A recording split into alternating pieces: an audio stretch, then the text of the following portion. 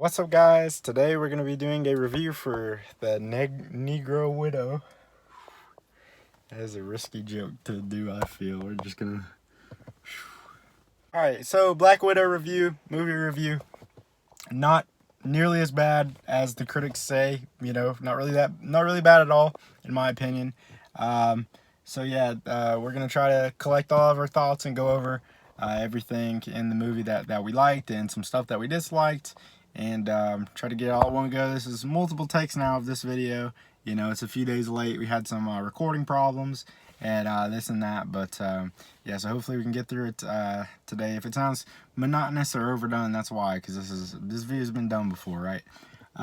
So I guess I could go ahead and start off with my biggest gripe about this movie, which is the fact of some of the action scenes, right, or all of them pretty much, definitely should have killed Scarlett Johansson and her sister, and because they don't have any superhuman abilities or powers like that, like the Avengers and superheroes and that. So yeah, they're the first sequence, I think, action sequence with Scarlett Johansson, like the car went up in a fucking fireball, where she should have been burned or hurt at least, but she wasn't hurt, in the slightest for really any of these action sequences. And there was one where she fell off of a building, and one of the widows that ended up that was in the conflict with her when they fell at the same time died, and she came out okay. Of course you don't expect her to die from something like this. I mean, obviously you know how she dies in Endgame, but you expect her to get hurt or something like that, but no, she's completely fine, and it's nuts, right? And her sister gets injured just a little bit at one point, and she was kind of overplaying it, it was a very severe injury, but I mean, it was nothing compared to what happened. The car did like a bunch of flips. I'm pretty sure that Captain America or whatever has been injured by much less, or Iron Man or whoever has been injured by much less, where they're more, I don't know, would be more okay in that situation than some of the instances that Scarlett Johansson walked out of in this movie, and her sister as well, which is it's just like, it's tricky because you want to do some cool action sequences and stuff like that, but at the same time, you gotta ground it in some realism as well. And they did not do a good job of that at all. You don't want it to take you out of the movie where you're like, what the fuck, but it definitely did many times, like way over the top, way over the top with some of the stuff that she walked out of.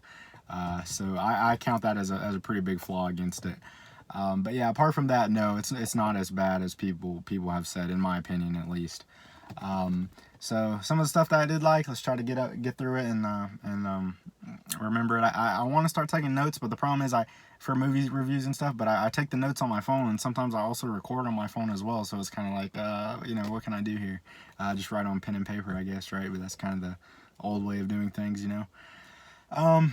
So off the bat, I loved the intro sequence with the Nirvana song. I think good music in movies and TV can really go a long way in terms of just elevating them a little bit. And they had a good Nirvana cover for the intro sequence with kind of showing through the widow program, I guess, what the kids had to go through in the training process. I guess another little gripe that I had is I kind of would have liked to see more of this and what goes on in detail, but maybe through the course of all the Marvel movies and just some exposition and dialogue, you get mostly of what would happen. And at the same time, maybe it would have been too graphic or whatever to see little kids go through stuff like that, little girls, go through some of the stuff that they would go through for a Marvel movie, which are usually, I think, PG-13 or, more kid-friendly. But that is a huge part of Black Widow's story and a lore and mystery and all that. So I would have liked to see more in detail of a story of that whenever she was younger, I guess. But, at the same time, the montage was cool and well done. The graphics and stuff that they use are a little bit distracting for you to be able to tell exactly what's going on, I guess, or maybe I just don't pay attention well. It reminded me of I said this in one of the last videos. It reminded me of X-Men Origins Wolverine's editing style, the intro for that movie, if you've seen it. A lot of people probably haven't because it was such trash, right? Or, I liked it when I was younger, but growing up and looking back, it was trash, I guess. So yeah, intro sequence, song, everything was good, cool. And then a big gripe that people have about this movie is that, you know, it should have came sooner. Should have came after Endgame, or I mean not after Endgame, after Civil War, which is the chronological timeline that it takes place in. And they make you very aware of that, you know, because they have General Ross. It was cool to see his character again. I'm pretty sure it was him. You know, of course, years have passed, really, since you saw him too prominently, I guess. I mean, I think he was in Civil War and that, but yeah, I'm pretty sure it was General Ross chasing her down. So it's cool to have, you know, so they make sure you know what timeline it takes place in. But no, for me, it would have been well after Civil War, but it's also fine now. Because I tell you, it gives you pulls a little bit at the heartstrings, I think, more than it would have, of course, before. Seeing Scarlett Johansson, you know, what you know is probably going to be your last time seeing her on the screen, right? So you know, I think it works well in that way. I do think it's a little bit strange having her family and all this, and she never told Cap or she never told Hawkeye, two of the people who she's probably closest to, about them. So in Endgame, they don't really seem to know about her family, right, that she has. And it's just kind of strange in that way, I think. It does feel a little bit like it was just written in, you know. But then at the same time, you know, it would be strange to do it in Civil War, or put the movie after Civil War, because in Endgame it worked as well that she didn't have a family, and that kind of made her death more tragic. Like, she didn't really have anybody to care for her, so that's why she was the perfect one to do the sacrifice, you know, or she didn't have anybody to come back. But then you find out in this one that she did, you know, so you know, they weren't all terribly close, I guess, but still, you know, it's strange, right? It's a little bit strange, but it's not too strange to where I'd be like, oh, it's just a piece of crap movie or whatever, shouldn't happen. But it is a little bit jarring, the time period. But I'm fine with it either way. It's not that big of a deal. I know people say like this is the worst. I've heard people say this is the worst Marvel movie, and I think that's absolutely ridiculous. You know, it's not the best one, but it's definitely not the worst one for me.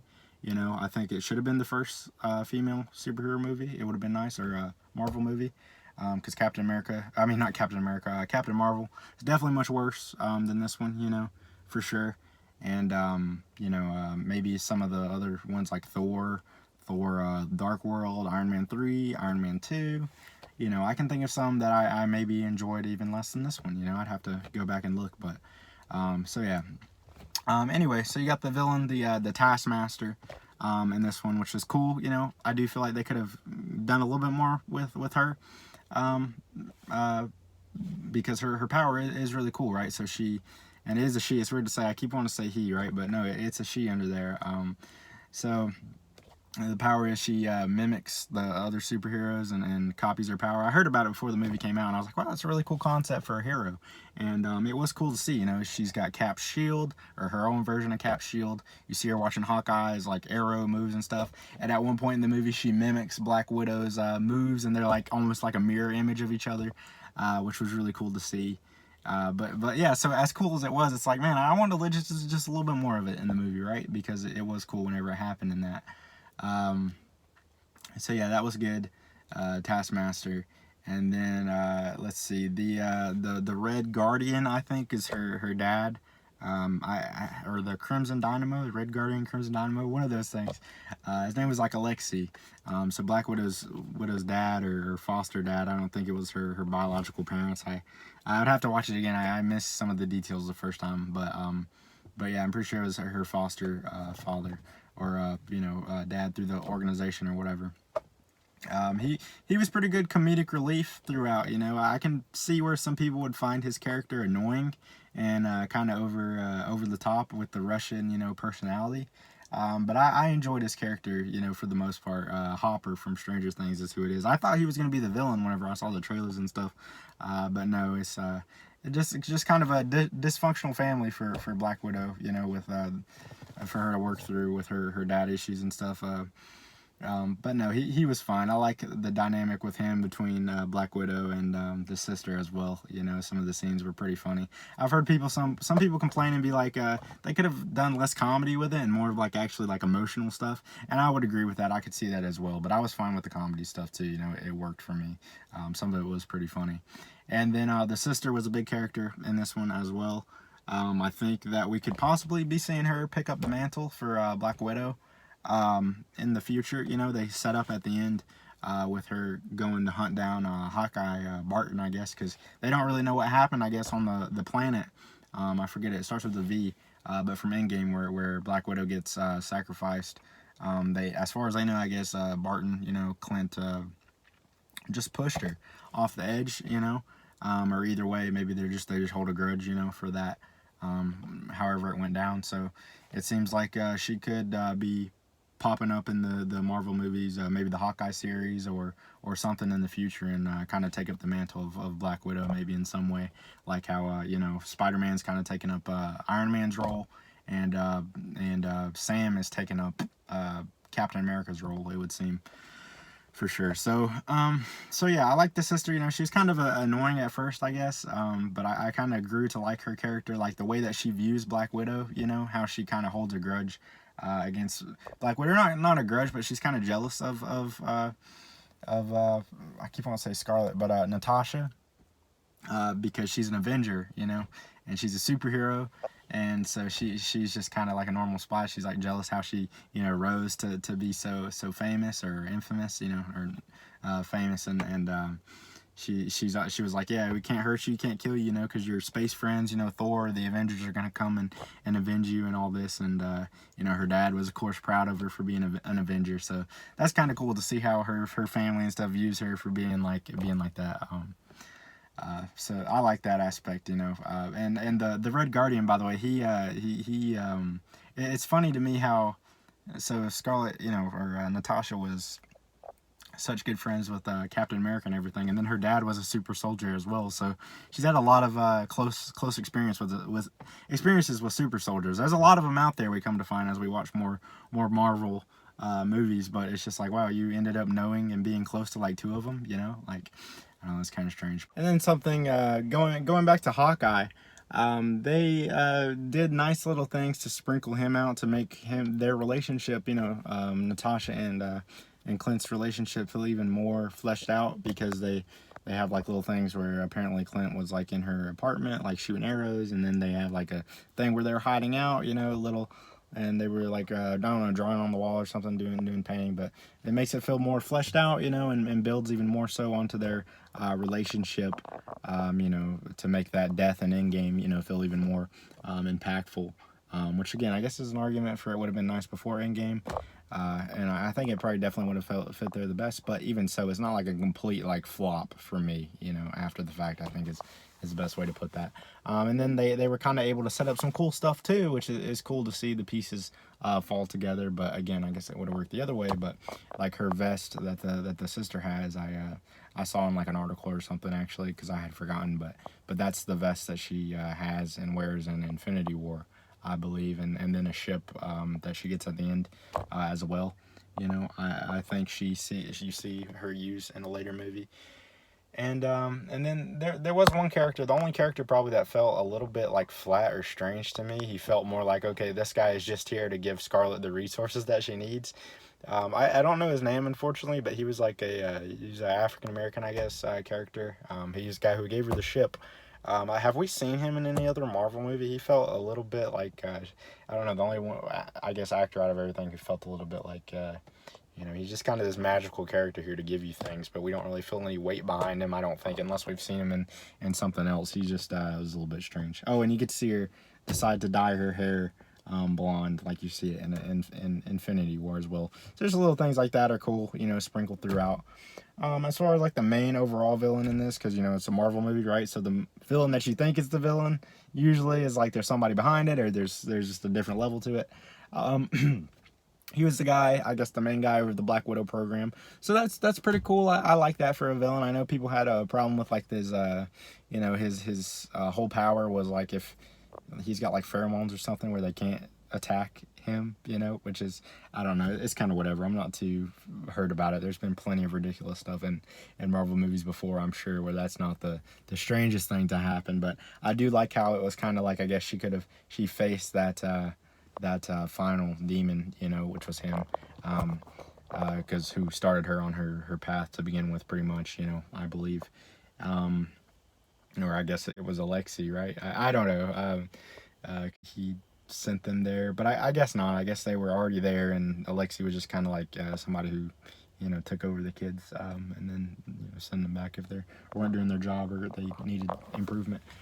And then I like the fight with the Black Widows at the end. I like the red lights and stuff and how she uses her gauntlets, of course. That was pretty cool. But the red lights, was a nice feature for the Black Widow, the red and everything. And she had a white suit in the movie, which was which was a nice change up from the regular black, I guess. On that note, though, I just want to say I focusing on her outfit, right? I don't want to harp on this too much because I know some people just disagree with it, and I get it about Scarlett Johansson's like sexuality. I know that's a big thing around this film. Is oh wow, they're finally putting her in some like suit with armor or whatever, or pulling her hair back. I guess if you want to have those critiques, and with her character from the past, I feel like they really sexualized her in Iron Man 1, but after that it was kind of, not the same. But there was a reason to do it in Iron Man 1, so she could have infiltrated Stark Industries and stuff. But I can get it, if you have those complaints. I think it's kind of unnecessary, but if that's what it is, it's what it is. But at least have those complaints with the male characters as well, because it's definitely there with them. With Captain America's ass, that's America's ass. Sexualizing him in that way, that's what it is. And then Thor, he doesn't have his chain mail on his arms anymore. He's got just the bare arms, for his armor. So, whatever. If you want to make a big deal about it, that's fine. But at least do it for the male characters as well. I think. As well, a big complaint for the Marvel universe overall at this point is, it's all downhill from after Endgame. I'm done watching after Endgame, and I mean, that's fine, whatever, but I don't think it's all downhill after Endgame. I think it's definitely not going to be as good as Endgame, and I think that's okay, for them to have achieved such a big point. I think that says something right there, that's awesome. But I'm still excited for what they got going forward. I think it's a little strange how they are doing the shows and then the movies as well. Like, I feel like it would be better if they just pick one, because I don't know, it's just kind of a strange thing for me, because I feel like more people are going to see the movies than the TV shows, and or the TV shows as important as the movies, or the shows or the movies important as the TV show, you know what I'm saying? But overall, I like how they've really gone into the multiverse. They've set up the ripple effects from the time travel plot in Endgame, and it's opening up the multiverse in WandaVision and Loki.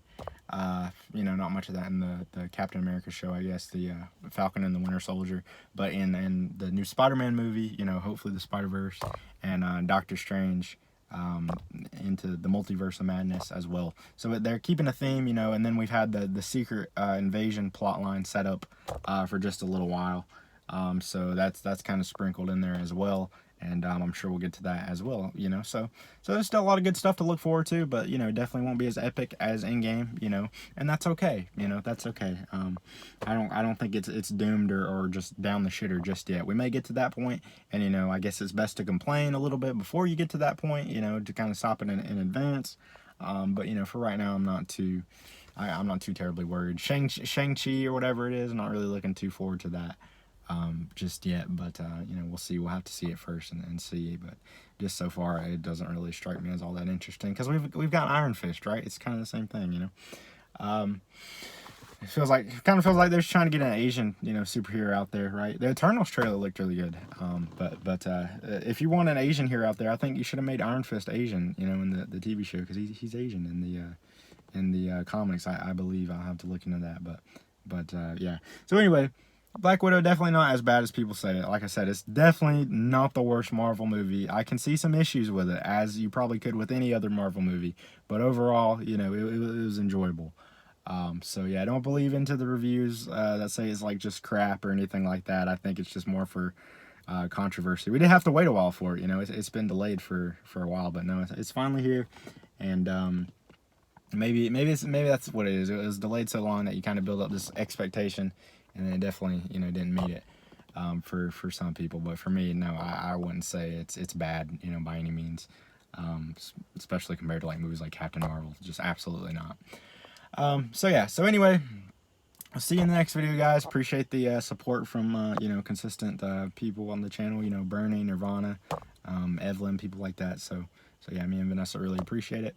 And we'll be back, about to actually go watch the, speaking of Marvel, about to go watch the Loki series finale right now. So me and Vanessa probably we'll be doing a video on that soon. So stay tuned for that. And yeah, hope you guys are having a good day, night, whatever, wherever you're at watching this. And I will see you in the next one. Such a poser.